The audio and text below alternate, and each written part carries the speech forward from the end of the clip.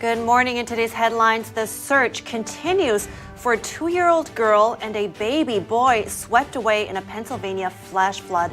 Authorities have identified them and released their photos.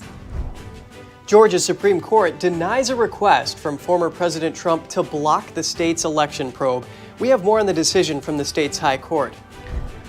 A former FBI agent says a tip to the Secret Service and Biden transition team thwarted an investigation into Hunter Biden. House Oversight Chair James Comer says the account reveals a two-tiered system of justice.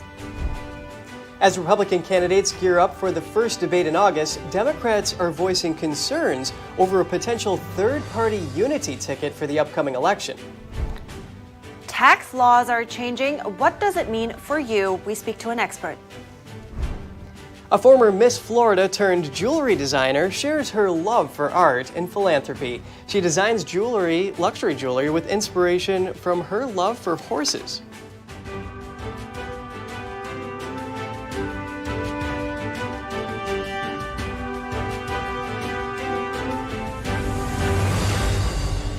Good morning. Welcome to NTD. I'm Kevin Hogan. Good morning, everyone. I'm Evelyn Lee. Today is Tuesday, July 18th. Evelyn, that is just so concerning that a simple typo can lead to the leak of these sensitive materials from the Pentagon and these emails. I mean, these are medical records, ID information, naval inspection reports, just so much information. Yeah, incredible, right? And if you remember, just a while ago, hackers based in China actually broke into U.S. government email accounts as well. That's right, yeah, and this is the difference between just giving it away versus making adversaries actually have to work for it. And we'll have more on that for you soon, but right now we're going to move on to an update on the recent flooding. That's right. Authorities have identified 2 kids still missing nearly 2 days after they were swept away by floodwaters that killed their mother. Maddie Shields, age 2, and her 9-month-old brother Conrad Shields vanished Saturday evening. The body of their mother, Katie Seeley, was found late Saturday. Seeley was among 5 people who died after storms pummeled Bucks County over the weekend. A coroner says they all died from drowning. The family was visiting from South Carolina and were driving to a barbecue when they got stuck in flash flooding. The mother and a grandmother grabbed Maddie and Conrad.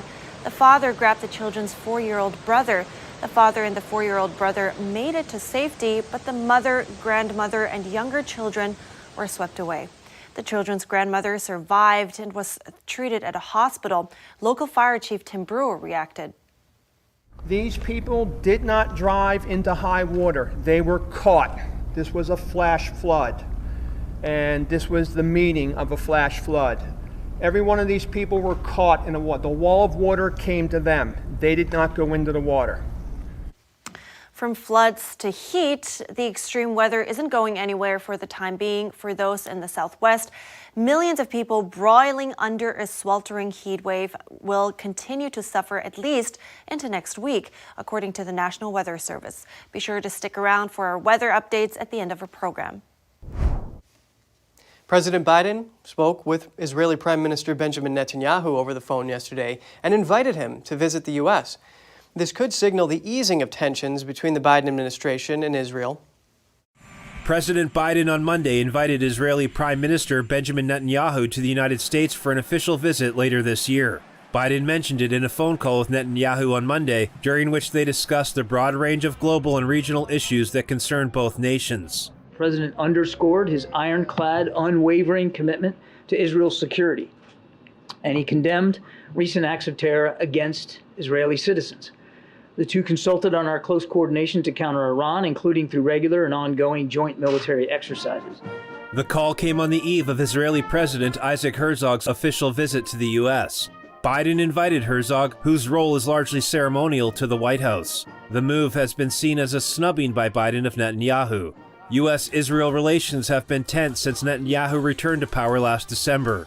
The Biden administration has been openly opposing some of Netanyahu's domestic policies, including judiciary overhaul in Israel. That doesn't mean that, and you shouldn't take away from the fact that they had a conversation today and that they'll meet again in the fall, that we have less concerns over these judicial reforms or less concerns over some of the extremist activities and behavior by some members of the Netanyahu cabinet. Those concerns are still valid. They're disturbing.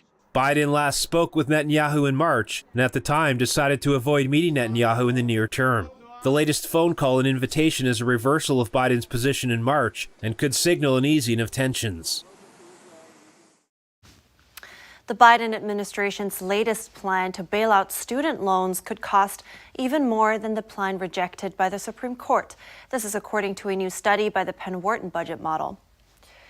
The study estimates that the plan on student loan will cost $475 billion over 10 years. That's roughly $45 billion more than the previous plan rejected by the Supreme Court last month. Under the new proposal, monthly income-based student loan payments will be slashed in half. Minimum wage earners won't face monthly payments, and all outstanding debt will be forgiven after 10 years of payments for student borrowers who took $12,000 or less. The Biden administration said most community college students would not have to pay back any debt. A Penn Wharton economist says the new plan incentivizes future student borrowers to increase their federal student loan borrowing. Moving on to defense, the absence of a single letter I has led to millions of sensitive Pentagon messages being leaked. Now an ally of Russia has access to them. That ally is the African country Mali. The military's domain name for emails is .mil, but it is often misspelled as .ml. That's Mali's domain. The leak includes sensitive information, which is unclassified. The Pentagon says emails not within the .mil domain are usually blocked, and the sender has to validate the recipient's email addresses. The Financial Times first reported the news. The outlet was informed of the leak by a Dutch entrepreneur who manages Mali's domain. They said they collected about 117,000 emails since January, and that's not all, saying the risk is real and that adversaries can exploit it. And we're bringing in retired Colonel John Mills, who's a former director of cybersecurity policy at the Office of the Secretary of Defense. He joins us live to help us find out more about this. Great to have you with us, John. This leaked information, it includes travel details and passwords of top officials, tax returns, and diplomatic documents, on top of even maps of military installations and photos of bases. What type of security risk does this pose? Well, good morning, Kevin. Significant risk. And this reflects that, as always, and for 4 years, I was able to assemble a team and study in detail the cybersecurity status of the Department of Defense and the intel community. It was always the basics. It was always, we would call it cyber hygiene, just the basics. 97% of our leaks were password related, like a weak or no password. Lack of two-factor authentication, and the insider threat. And this is a failure to properly configure the outgoing gateways to hey, let's this why are we having all these emails go to .ml instead of .mil? I mean, this is a relatively easy fix, and the department missed it. And you mentioned back to basics here, and as you probably remember, you touched on this, missing password back in February. That was the reason why the sensitive data in the U.S. military emails were exposed to the open internet. What role do humans play in cybersecurity here, and what can be done here? A big role. Our number one finding, it was all about leadership, passionate leadership, and speed of action. It's like the going back to the Office of Personnel Management breach. One of the best, unfortunately, case studies of leaks to outside was it was known for well over a year, and just the inability of the bureaucracy to react and do something was just shameful and painful and agonizing. And I lived through that. And this is the challenge. It's all about the human. Even with advanced AI to replace a lot of the simple functions, like we should have had an AI algorithm to catch this. We didn't. But it's all about the human and passion and speed of action and leadership. That is actually the key factor. Some different avenues there to keep this information safe. Now, the DoD says they are aware of this and it takes all unauthorized disclosures seriously. It said the department has implemented policy and technical controls to ensure this doesn't happen. But is this a robust solution? We'll see. And the way the building, as if I'm still in the building, the Pentagon spins up over events like this. It's meeting after meeting. This is very simple. Mr. Sherman, the DoD CIO, he gets called into the front office, the Secretary of Defense or the Deputy Secretary, and says, I want an action plan and I want it tomorrow to how to address this. This is how the thing should play out. But instead, oftentimes it turns into a flail and a fury of just all these endless bureaucratic meetings with all the different power groups fighting each other. This is a relatively simple vulnerability to address. And yet I guarantee the building will just spin out of control for months over this before action is taken. Looking at this from the U.S. side, and when we look overseas, the .ml domain is in the process of being transferred over to Malian authorities. What do you expect them to do with this information once they have access to it? Well, all of the above. I'm sure Mali is an impoverished country. I had to deal with them before in some cybersecurity matters in the past. Very likely, they're going to let, this is called information sharing, they're probably going to let countries such as Russia, such as China, see these emails, probably for a price. That's well within the realm of what's likely going to happen here. Now, what should happen is our ambassador should immediately, like today, petition them and say, here's what we're going to do to make sure you don't, we're going to sweeten an offer to make sure you don't give these emails out, because this is in their hands, and this, to them, this is a gold mine of opportunity. A little bit of damage control might be needed there. Retired Colonel John Mills, it was great speaking with you. Thank you, Kevin. Always an honor to be on your show. The Biden administration is teaming up with Amazon, Google, Best Buy, and others to secure devices from cyber attacks. The White House is set to introduce a plan that allows Americans to identify devices that are better protected. A new certification and labeling program would raise the bar for security in smart devices. That includes refrigerators, microwaves, televisions, and thermostat systems. Retailers and device makers will apply a U.S. Cyber Trust Mark logo to their devices. The program will be up and running in 2024. The FCC will seek public comment before rolling out the labeling program. Last week, Microsoft and U.S. officials said Chinese state-linked hackers secretly accessed email accounts at around 25 organizations, including at least 2 U.S. government agencies. And stay with us to find out why the Georgia Supreme Court denied a request from former President Trump to block the state's election probe. Is Senator Joe Manchin considering a third-party run in 2024? He discusses the benefits of a third-party candidate.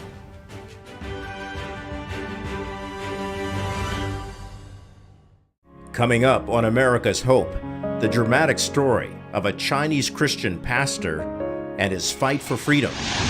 Don't miss the incredible story of God's double agent, Bob Fu, on the next America's Hope.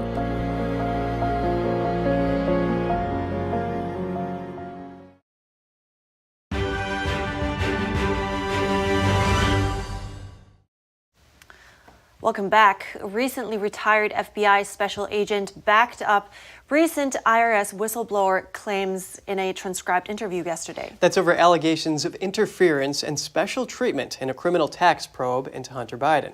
The interview was conducted behind closed doors before the House Committee on Oversight and Accountability. Committee Chair James Comer issued a statement after the interview. He says the Justice Department's treatment of the matter reveals a two-tiered system of justice. The former FBI agent says he was assigned to interview Hunter Biden in a criminal tax probe with IRS whistleblower Gary Shapley in December of 2020, but that the interview never happened because FBI headquarters allegedly notified the Biden transition team and Secret Service about the plan. Comer says it frustrated investigative efforts because those who didn't need to know about it found out. The former agent has not yet been named. He told Congress that he and Shapley were not allowed to approach Hunter Biden's house and had to wait nearby until Hunter contacted them. The former FBI special agent told committee investigators it was the first time he had ever been told to wait outside for the subject of an investigation to contact him. Shapley and another IRS whistleblower are set to testify before Congress on Wednesday. A transcript of the former FBI agent's testimony could be released later this week. Georgia's top court rejected a request from former President Trump's legal team yesterday. That's in regards to an investigation into if Trump illegally sought to interfere with the state's 2020 election. The ruling comes just weeks before prosecutors are expected to seek formal charges. NTD's Jeremy Sandberg has more on the court's decision. In a unanimous decision, the Supreme Court of the state of Georgia on Monday denied Trump's attempt to scuttle a grand jury report in Fulton County on the 2020 presidential election in that state. The petition filed last week by Trump's lawyers also asked that Fulton County District Attorney Fannis Willis be disqualified from the case. The state's high court said in a 5-page opinion that Trump hadn't demonstrated the extraordinary circumstances that would require their intervention at this time. 8 of the 9 members of the state's high court were appointed by Republican governors. Trump's legal team previously filed a separate petition asking the state judge who oversaw the grand jury to disqualify Willis and bar the report from use in any future civil or criminal proceeding. The judge has not yet ruled on that request. Trump's lawyers acknowledged that the dual filings were unusual, but said they were necessary because of the tight time frame. Given Trump's status as a former president and 2024 presidential candidate, they petitioned the state Supreme Court directly. The justices declined to overstep the lower court, writing that Trump has not shown he has been prevented fair access to the ordinary channels. The special panel produced the report after interviewing about 75 witnesses, including some of the state's top officials, over the course of 9 months. Willis has suggested she's likely to seek charges in the case from a grand jury next month. Jeremy Sandberg, NTD News. Democratic Senator Joe Manchin on Monday discussed the idea of a third-party candidate in the 2024 presidential election. He said it would push the two parties into more moderate positions as the only path to victory. Here's the story. I'm not here running for president tonight. I'm not. I'm here trying to basically save the nation. Democratic Senator Joe Manchin fueled speculation on Monday that, despite his denials, he could run for the nation's top office. The politician from West Virginia was appearing at an event sponsored by the self-described centrist group No Labels. The former West Virginia governor left open the door to being a candidate under the group's banner, but said he hadn't decided yet. I'm concerned more now than I've ever been concerned in my lifetime. I have 3 children and 10 grandchildren, a tremendous amount of friends and colleagues. I'm concerned and they're concerned. The event was held in the key election battleground state of New Hampshire. It's a regular stop for presidential hopefuls because of its early spot in the primary election calendar. I don't like the way things are going in our government. The state has voted for Democratic presidential candidates in the last 5 elections. Candidates see the state as a way of building momentum early on if they perform well there. Manchin told the audience at Monday's event he believed that having a third-party candidate separate from the Republican and Democratic nominees could move both parties towards more moderate positions. So we don't live our life over in the extremes. I don't live my life on the right or the left. I've got to make decisions for myself and my family pretty much in the center, center left, center right. And the Republicans, I've said this, I've never met the first person that's always wrong, but I've never met the first person that's always right. Joseph Manchin and Miss Gail Manchin. Manchin has made a career in the Senate, employing uncertainty about how he would vote on major legislation. Despite being a Democrat, he's been a roadblock for Democratic President Joe Biden, including over Biden's signature infrastructure bill in 2021. As Republican candidates gear up for the first debate in August, recent campaign finance data shows former President Trump has raised the most cash in the second quarter, which is April through June. NTD's Arlene Richards reviews the top fundraisers and which candidates are eligible to debate. The latest Federal Election Commission data shows the former president has raised nearly $36 million to date. He's leading Governor Ron DeSantis by more than $15 million. DeSantis has raised over $20 million, but he's spent more than $8 million since he entered the race in late May. And now he's cutting back on staff. Candidates spend donations on a number of expenses, including travel, payroll, and advertising. As of June 30th, entrepreneur Vivek Ramaswamy is holding his own at just over $19 million raised. Other top candidates have raised between $7 million and $11 million. Former Vice President Mike Pence remains at the bottom half of the pack with less than $1.2 million raised. But campaign financing alone won't get candidates to the debate stage. The Republican National Committee has 3 requirements. 1, raise money from a minimum of 40,000 donors. 2. Register 1% or above in 3 national polls or 2 national polls and 1 early voting state poll. And 3. Pledge to back the GOP nominee. The qualifying polls must be conducted after July 1st. A Morning Consult poll released last week is one of the first national polls approved by the committee. 56% of GOP primary voters polled said they would vote for Trump in 2024. DeSantis held a distant second at 17%.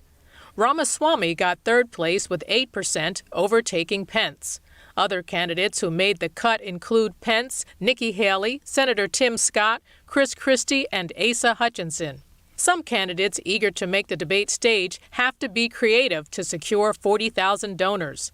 For example, Ramaswamy recruited people to raise money for him, and he's willing to let them keep 10% of what they get from donors. North Dakota Governor Doug Burgum is seeking donations of as little as $1 and offering a $20 MasterCard or Visa gift card in return. It's unclear whether or not these tactics would pass muster with the Federal Election Commission, but so far there haven't been any legal or ethical challenges. It's also not clear whether or not all of the candidates have pledged to support the winning nominee. Chris Christie has said he could never support Trump again, and Trump himself has yet to sign the pledge. Coming up, Secretary of State Antony Blinken blasts Russia's decision to halt participation in the Black Sea grain deal. And American companies operating in China are said to be facing pressure from the communist regime to do Beijing's bidding. The coercion involves arbitrary prosecutions and censorship. That's according to a congressional witness. We spoke to her.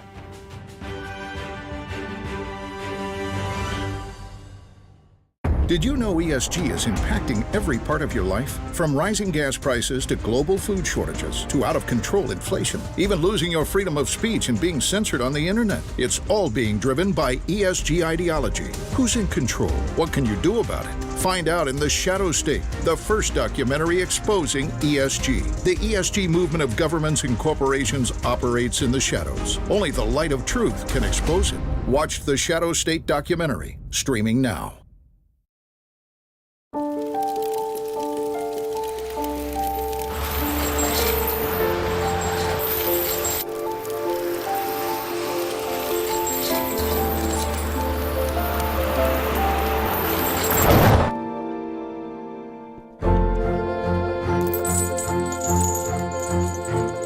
Did you know dragging chains can spark a wildfire? Only you can prevent wildfires.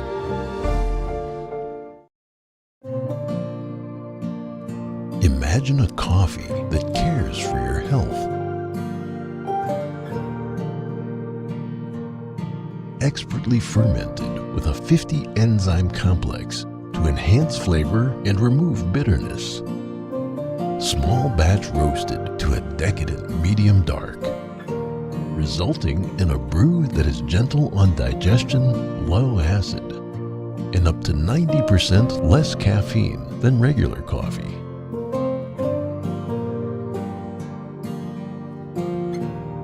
Try America's first enzyme fermented coffee today. It's all good, baby. Is it really all good?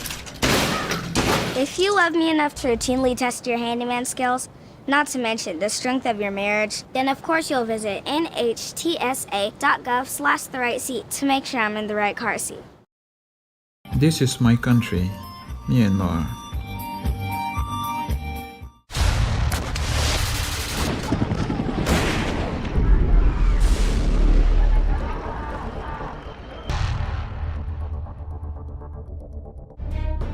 Lewat kani majanta, Shen Yun Jumbo Ramago, Moon Mangate, Moon Messad Alabama, Sima, and Wona Sonda.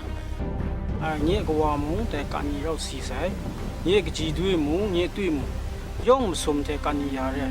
Support the dream dish not work by Shantian and Moon, the Moon dream, Rebe, you young boy. Anti-drug movement.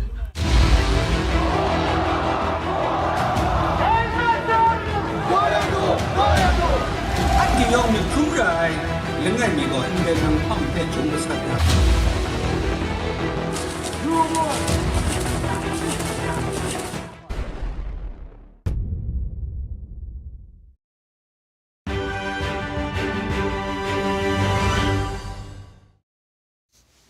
Good to have you back with us. The U.S. Secretary of State Antony Blinken blasted Russia's decision on Monday to halt participation in the Black Sea grain deal. The year-old deal lets Ukraine export grain through the Black Sea. Blinken called for the pact to be restored as quickly as possible. Here's Blinken yesterday.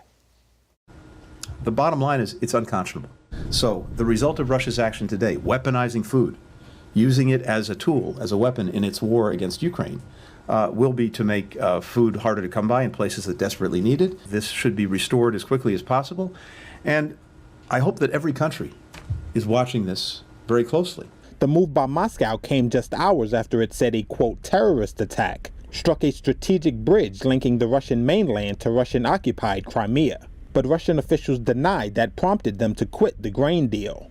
The Black Sea grain agreement was brokered by the UN in Turkey in July last year to alleviate a global food crisis worsened by Russia's February 2022 invasion of Ukraine.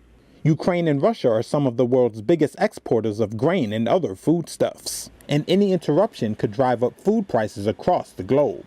At a meeting of the UN Security Council, British Foreign Secretary James Cleverly also condemned Russia's termination of the Black Sea Grain Initiative. Let us be clear.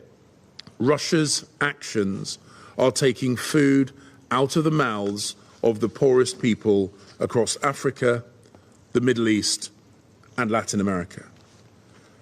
We cannot allow this war to go on for another 500 days. Ukraine's President Volodymyr Zelensky said he has written to Turkish President Tayyip Erdogan and UN Secretary General Antonio Guterres, calling for the continued operation of the Black Sea grain shipment deal without Russia's participation. In more international news, the way American companies are complicit in China's human rights abuses is coming back into the spotlight. The Congressional Executive Commission on China heard testimony about this. Part of the hearing centered on forced labor in China's Xinjiang region, with one senator telling us the Uyghur Forced Labor Prevention Act is starting to make a big difference. But there are other ways companies are complicit. That stems from pressure from the Chinese Communist Party on companies to self-censor and politicize prosecutions.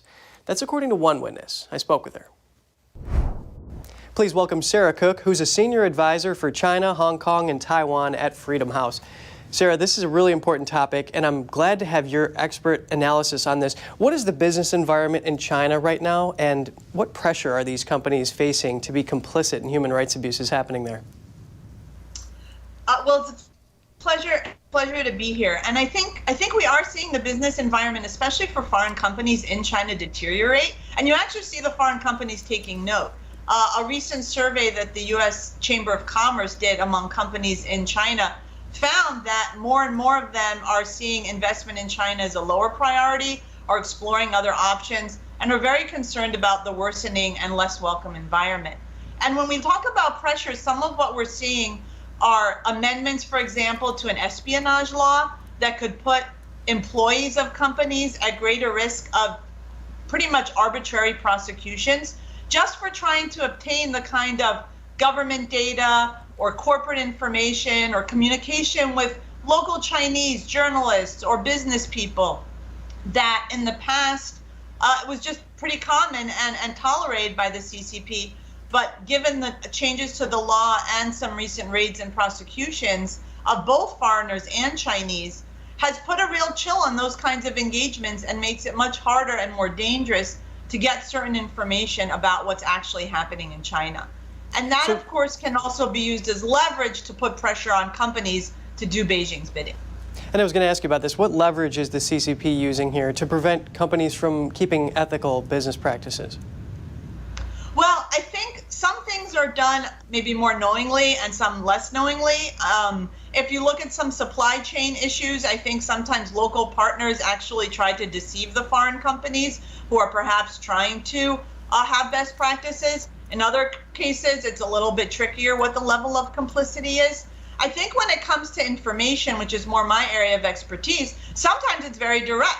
You know, the internet regulator will tell companies, you cannot have this app or you need to take this down. And even foreign companies like Apple go ahead and comply because they don't want to be blocked out of the market. And so you have hundreds of apps, including of US media outlets, that are blocked, are not available in Apple's App Store, for example, inside China. That's increasingly now creeping over into Hong Kong. But in other cases, what happens is that there might be some preemptive self-censorship by corporations, where they're worried about what their drop-down menu is and how it refers to Hong Kong, or what posts they do on social media, even outside of China, because the Chinese government might push back and create some kind of business problem for them inside China. I think what we have with the recent environment is the risk is that it might go beyond censorship, again, to get into greater prosecutions, to greater examples of maybe leverage or demand from Beijing on companies to even engage in censorship of other people, whether inside China, like we said about Apple, or even potentially pressure outside of China to engage in censorship. Well, thank you so much for shedding a light on this. Sarah Cook at Freedom House, thank you so much for your time. My pleasure. And now let's get to some short headlines from around the world. 4 naval ships of the Russian Pacific Fleet will take part in joint drills with Chinese counterparts in the Sea of Japan later this month.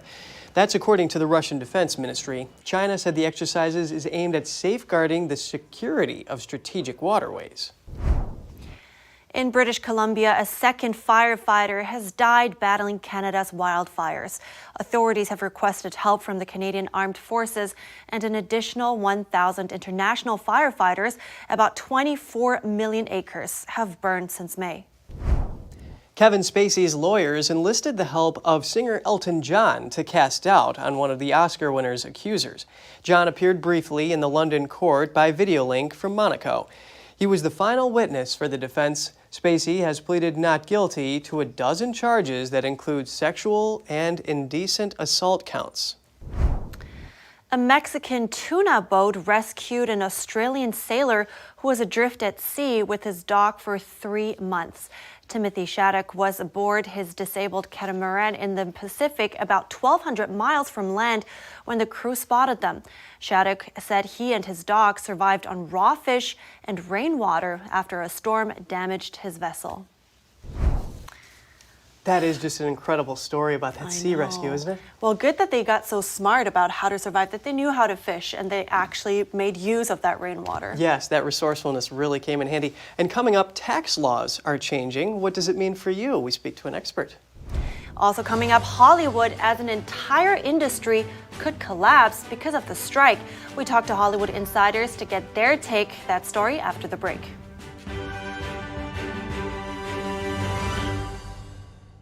Shen Yun Creations, the streaming platform from Shen Yun, featuring world-class dance, past programs, and all original music.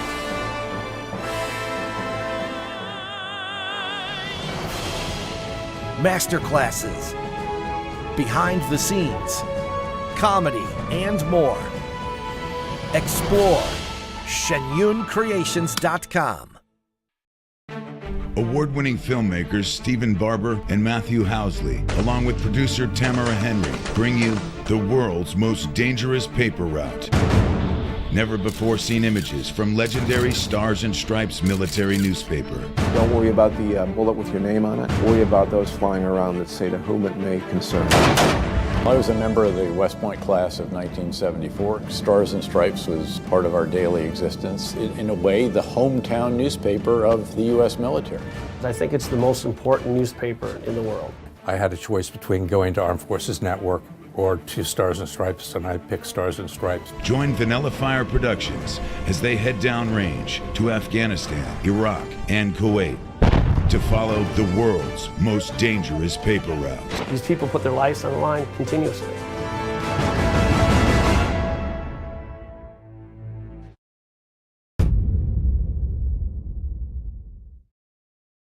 According to ancient Chinese medicine, purslane is considered a medicinal herb and is used to help lower cholesterol, improve vascular functions, and prevent diabetes. Perilla seeds can nourish the lungs and spleen. It is used to treat asthma and improve pulmonary functions. Puritang green vegetable omega-3 is made from purslane and perilla seeds from Hwangmae Mountain in South Korea. It contains over 90% of omega-3, 6, 7, and 9. The highest concentration possible without chemical additives. The soft gel is made of natural seaweed It is 100% organic and vegan. Both adults and children can take it with peace of mind. Ancient recipes were passed down from heaven to bring prosperity and longevity. Puritang green vegetable omega-3. Anyone who's ever sold a home can tell you it is really hard. That's why who you work with matters. Together with HomeLight, we've helped thousands of people sell faster and for the best price. Life doesn't always give you time to change the outcome. Prediabetes does. With early diagnosis, prediabetes can be reversed. Take the 1-minute prediabetes risk test today. Go to doihaveprediabetes.org.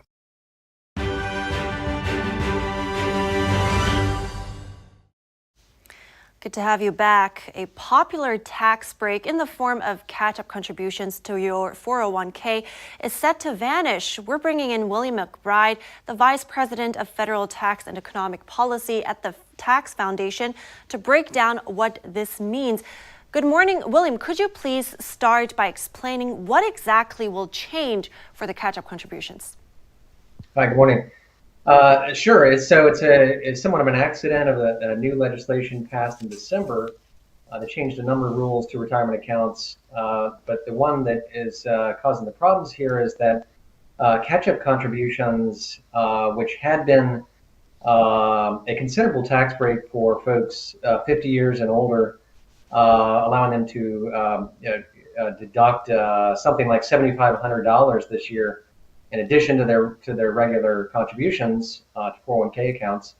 That is now in jeopardy. The new rules require that those catch-up contributions go into what are called Roth retirement accounts. So that means no upfront deduction for those contributions, but instead the income that is withdrawn from the accounts is not subject to tax. So what that means is that on its own is somewhat of a challenge for a lot of folks in 50 years and older, because they're at their highest earning period in their careers and they're at the highest tax brackets. So it's actually quite a nice benefit to have an additional contribution at that age that is deductible against high tax rates. So the problem, though, is that it was passed in December, and payroll administrators now say they can't implement the rules in time, such that effectively what it means is that all catch-up contributions will be eliminated for probably most taxpayers. Oh, wow. So that aside, first, with the issues, because we want to touch on that later, but what kind of changes do you suggest then in terms of saving strategy? Well, there's the Roth IRAs are available still, and which operate the same way as these rules require.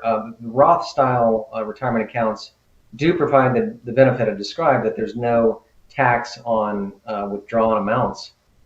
So you can still do that once these rules are worked out, once the payroll administrators figure out how to do it. It's still a benefit. It just means you don't get the upfront deduction. And you can still do that outside of your employer accounts with a Roth IRA under the existing rules. So basically, the rules are pushing us towards the Roth style retirement benefit. So you can still do that. I see. Now, let's talk about the issues for a moment. When you say issues, what exactly are people running in now? Like, what do you mean by that ahead of the implementation? And is there any chance that this will lead to a delay? Or how big are their chances?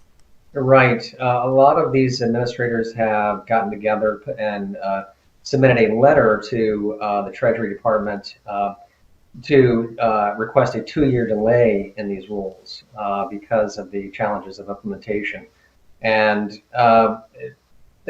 probably there's so many of them. This represents many thousands of taxpayers with these accounts that I think there's a good chance that the Treasury Department and the IRS will provide some sort of delay in the implementation, whether it's 1 year or 2 years, so that folks can continue to do these catch-up contributions under the current rules.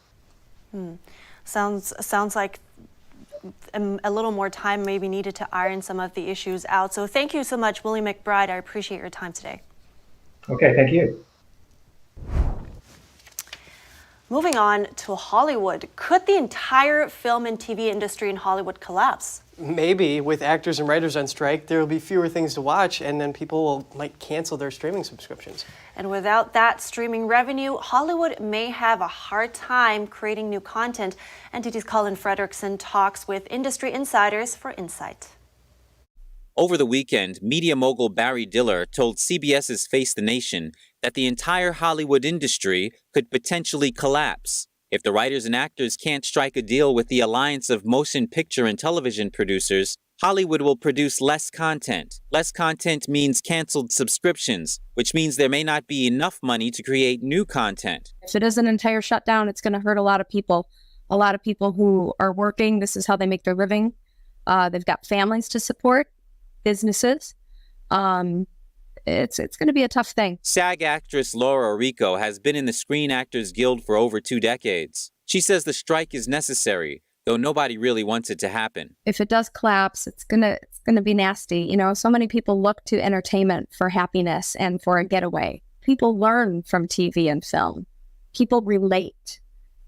People that are, you know, there's a lot of people out there who are very lonely and they live alone. And for them, it's watching a family on TV and learning from that. Some in Hollywood don't believe the industry will collapse. There have been Hollywood strikes in the past, and in the end, they were all resolved. I really don't think the studios are going to cut off their head to spite themselves. Without actors, without writers, there's not going to be content. So at some point, not making money is going to be a problem. Ricky Lee Travolta has been in entertainment all his life. He says that both sides are just flexing right now, and will eventually strike a deal before too much damage is done. At the moment, a lot of content has already been shot, but if the strike goes on for too long, there will be a lack of content for 2024.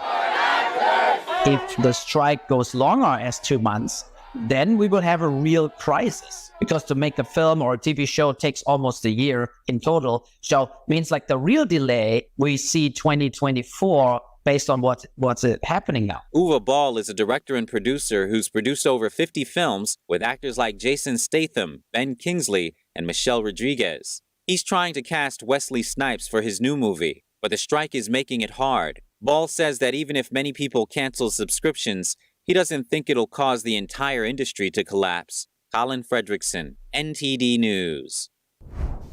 More coverage coming up. An airplane emergency evacuation slide ended up in a Chicago neighborhood yesterday. And public schools can conceal if a child is transitioning to another gender from their parents. That's what a federal judge in California says.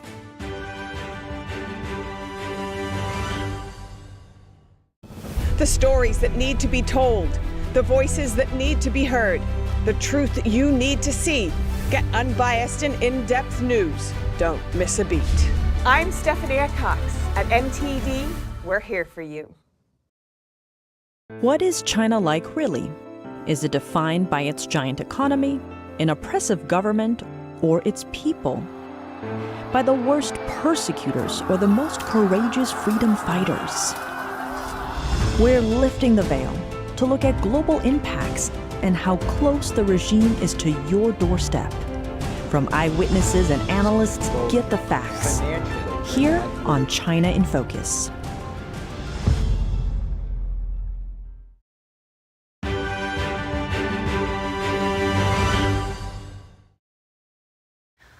Good to have you back. An airplane emergency evacuation slide ended up in a Chicago neighborhood yesterday. Authorities are now investigating how the United Airlines Boeing 767 slide came off midair. The FAA says maintenance workers at Chicago O'Hare International Airport realized the slide was missing after the plane landed that was following a flight from Switzerland. United Airlines said in a statement that it contacted the FAA and are working to better understand the circumstances around the matter. And local media reported the slide hit a house, causing damage to the roof shingles and kitchen window screen. A neighbor that saw the slide said it was bigger than a car. Mexico is pushing back against the floating barrier plan on the Rio Grande River, citing potential treaty violations. The country's top diplomat contacted the U.S. to address those concerns. According to her, the treaties say the river must remain unobstructed, and if the buoys impede the water flow, it would be a violation. Mexico has already requested the removal of the barriers. Texas began rolling out the floating barrier in the Rio Grande in early July. It's part of Governor Abbott's plan to deter illegal border crossings, which have reached record levels in the past 2 years. Migrant advocates have voiced concerns about drowning risks from the buoys, and environmentalists question the impact on the river. In other news, Iowa's new abortion law has been put on hold. The law signed Friday by Governor Kim Reynolds bans abortion after detection of a heartbeat, usually around 6 weeks of pregnancy. An Iowa judge yesterday temporarily blocked the law. That means abortion is once again legal in Iowa up to 20 weeks of pregnancy while the courts review the law's constitutionality. The law allows exceptions in the case of rape, incest, or if the life of the mother is at risk. The ACLU of Iowa, Planned Parenthood, and the Emma Goldman Clinic challenged the new law just hours after lawmakers approved it last week. Governor Reynolds released a statement yesterday saying she will fight all the way to the Iowa Supreme Court. Public schools don't have to tell parents if their child takes on a new gender identity. NTD's Daniel Monahan has more on the decision of a federal court in California. The case centers around a mom named Aurora Regino. Her daughter attended school in the Chico Unified School District in California. Regino says last year was a rough one for her family. Her dad had recently died, and she was diagnosed with breast cancer. Her daughter was distressed and started questioning her sexuality. It was what happened next, which culminated in a lawsuit. Last year, my 11-year-old daughter was in elementary school here at Chico Unified, and her elementary school transitioned her from female to male behind my back. Regino says a guidance counselor affirmed her daughter's new identity as a boy on the same day her daughter expressed she felt that way and began to have one-on-one meetings with her without her knowledge. She says the counselor even ignored her daughter's request to share her new identity with her mom. It's a slippery slope to allow any adult in our schools to keep secrets from parents. U.S. District Judge John Mendez dismissed Regino's lawsuit. He says the district demonstrated a legitimate state interest in creating a zone of protection for transgender students from adverse hostile reactions like domestic abuse and bullying. But Regino says it was the school rushing her daughter into transitioning which resulted in bullying. She was very young and didn't understand what being transgender really meant or the obstacles she would face going through a transition. The school transitioned her and left her to figure it out on her own. Similar battles are taking place across the nation over such in-school transitions. The organization Parents Defending Education says more than 1,000 school districts have policies that openly state that school staff cannot or should not inform parents on a new gender identity of their child. Meanwhile, a new California bill could cause parents who don't affirm their child's new gender identity to lose them in a custody battle. AB 957 would enable courts to factor in a parent's affirmation of a child's gender identity when making visitation and custody decisions. California Attorney Nicole Pearson says the bill creates a very perverse incentive for a parent to be the most extreme affirming parent to win custody. Daniel Monahan, NTD News. NTD reached out to Chico Unified School District for comment, but didn't hear back by broadcast time. And just ahead, a former Miss Florida turned jewelry designer shares her love for art and philanthropy. We'll learn more about her craft and how she finds inspiration when we come back.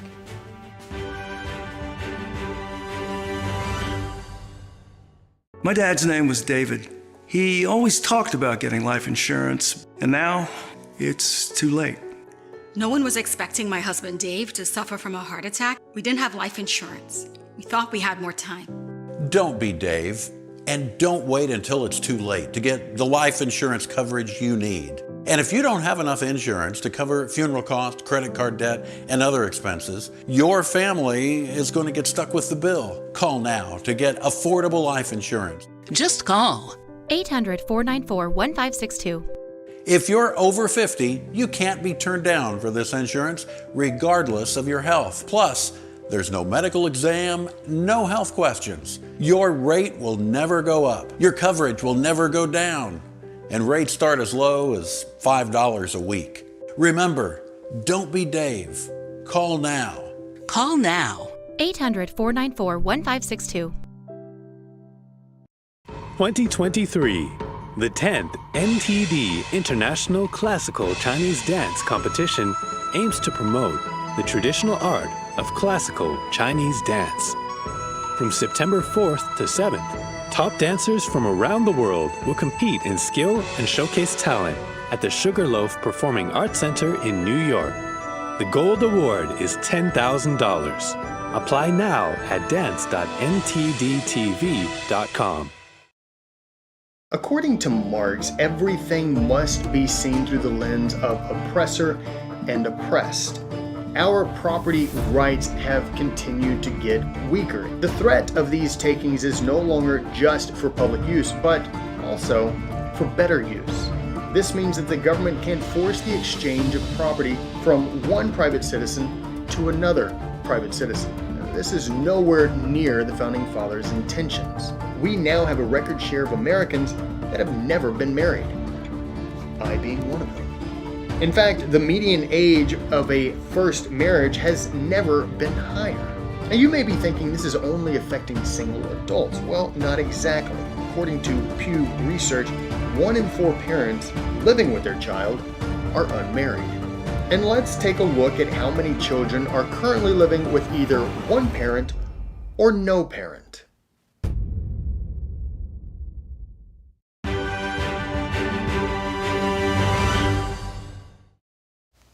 Welcome back. So Evelyn, do you have anything inspiring for us as we wrap up here? Oh, absolutely. In today's inspired story, we hear from a former Miss Florida who became a jeweler. Her designs come from her love of horses and capture the beauty of the bond between humans and horses. Let's take a look. Karina Brez was crowned Miss Florida in 2012, and the following year she started her own jewelry collection, combining her love for horses and her expertise as a certified gemologist. Brez created elegant designs that became the talk of the equestrian world. I use the horse as my inspiration for these collections. I have over 7 different collections that are all pretty much designed around the equestrian sport. And all of the pieces that I design are mostly in white, yellow, or rose gold with diamonds and semi-precious gemstones. Brez comes from a family of master jewelers. She's been a jewelry appraiser from an early age and graduated from a gemology school. She says the inspiration for the work she's doing now was born at the Winter Equestrian Festival in Wellington, Florida, over 10 years ago. I loved horses ever since I was a little girl. And we just kind of sat one day and I was thinking, what's the next step? What am I going to do? And I said, I love horses. I know jewelry. And if I was to create something that is both of my passions and something that I've done for practically my whole life, I thought this would be a perfect fit. So that's how Karina Brez Jewelry was born. Brez designs luxury equestrian jewelry for a very particular group of people who love horses, including trainers, writers, and enthusiasts. Her works include the Lucky Horseshoe Collection, the Horse Sea Collection, which was inspired by a mythological creature that lives in the sea, and the Huggable Hooves Collection. So, for instance, my Huggable Hooves, which is one of my #1 sellers, is like having a horse hug. It's very sentimental. I can have clients engrave their name into the horse's hooves, engrave their horse's name into the hooves, or engrave anything. And it's more of a sentimental piece of jewelry, which seems to be very popular these days. The former Miss Florida is also an ambassador for Horses Healing Hearts. It's a non-profit organization that provides horse-assisted therapy for children affected by parents with substance abuse. Years and years ago, my friend Liz started Horses Healing Hearts, and I joined them. It's a therapy program for children of alcoholics, and we do a therapy session with them on the weekends. It's ages, let's say, from age 6 to 18 every weekend, and it's a great immersive experience with the horses for them to ride and a therapy program at the same time. Bress says her persistence and determination have helped her succeed as a small business owner. In 2021, Karina Bress Jewelry opened a retail location in Palm Beach, Florida. Her collections start at $395 and can go up to $1 million. Anna Rodriguez, NTD News. You know, Evelyn, I've seen a lot of stories, but that one is definitely one of the more unique ones. Oh yeah, that's very true. But it looks like she has some really refined pieces there. It's very pretty. Yes, she's an artiste. And what an interesting mix, jewelry and horses. What about jewelry for the horses? Oh wow, that would reach a whole nother level of decadence. All right, that's all for today's program. We'd love to hear from you at goodmorning@ntd.com. Shoot us an email if you'd like. Thanks for watching. I'm Evelyn Lee. And I'm Kevin Hogan.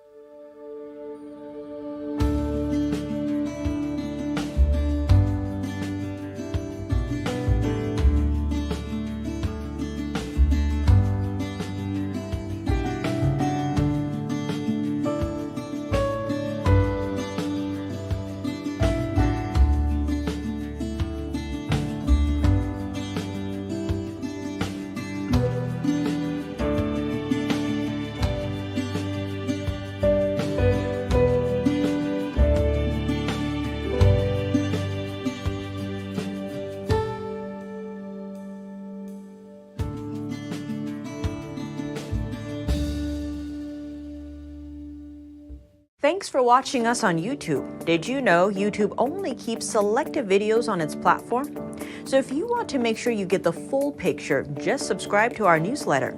Go to newsletter.ntd.com and sign up. It's free.